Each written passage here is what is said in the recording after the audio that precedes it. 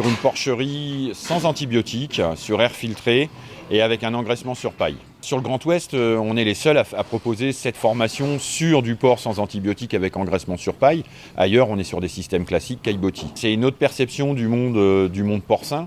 C'est pas courant partout et ça permet de montrer à tous nos élèves un système différent. Et puis c'est aussi un engagement sur une filière, sur des résultats techniques à avoir.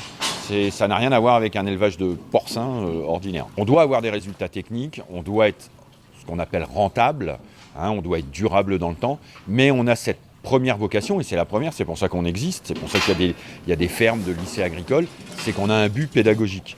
Donc il faut arriver à concilier les deux, concilier la viabilité économique de l'atelier, mais aussi avoir une part de pédagogie. La pédagogie nous demande du temps, mais voilà, c'est notre vocation première, ça fait partie de notre métier. Au niveau normes sanitaires, c'est à chaque fois qu'on rentre dans la porcherie, c'est douche complète, c'est les bottes de la porcherie, c'est les codes de la porcherie. Alors l'atelier de Saint-Lothaire, c'est un atelier qui est très bien conçu pour la formation en production porcine. C'est un atelier moderne qui est dédié à la fois à la production, comme tout atelier conventionnel, et puis à la pédagogie. Dans cet atelier, on peut accueillir des groupes relativement importants dans le respect de la biosécurité et des normes de sécurité pour faire du travail de qualité avec des gens en formation, que ce soit des étudiants, des apprentis ou des professionnels, des salariés ou des chefs d'entreprise. Alors l'objectif de l'atelier, c'est de pouvoir pratiquer sur l'ensemble des manipulations qu'un éleveur ou un salarié d'élevage peut être amené à faire. De l'insémination des truies jusqu'à la vente des porcs charcutiers.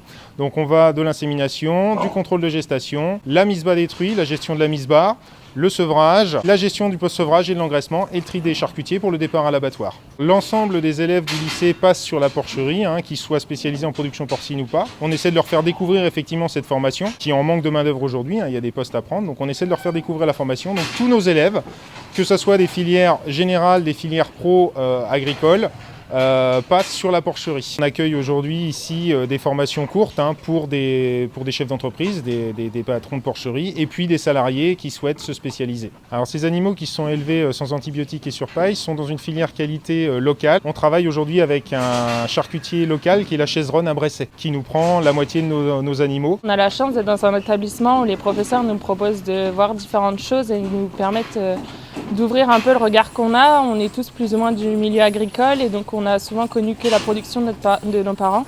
Et c'est vrai que de venir ici, ça nous permet de faire des sorties, d'en apprendre davantage et d'avoir une vraie ouverture d'esprit, je trouve.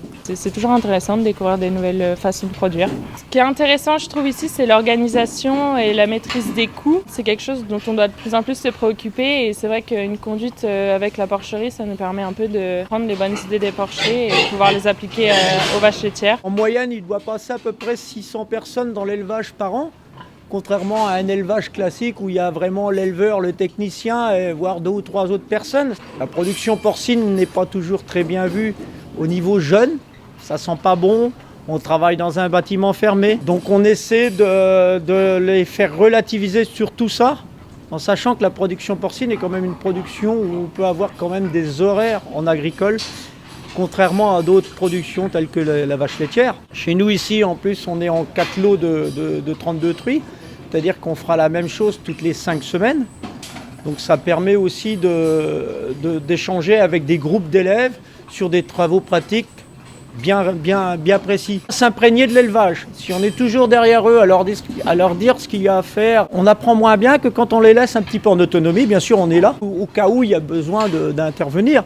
Mais je pense que l'autonomie dans les élevages, c'est important pour les élèves. À bientôt sur tvi.tv.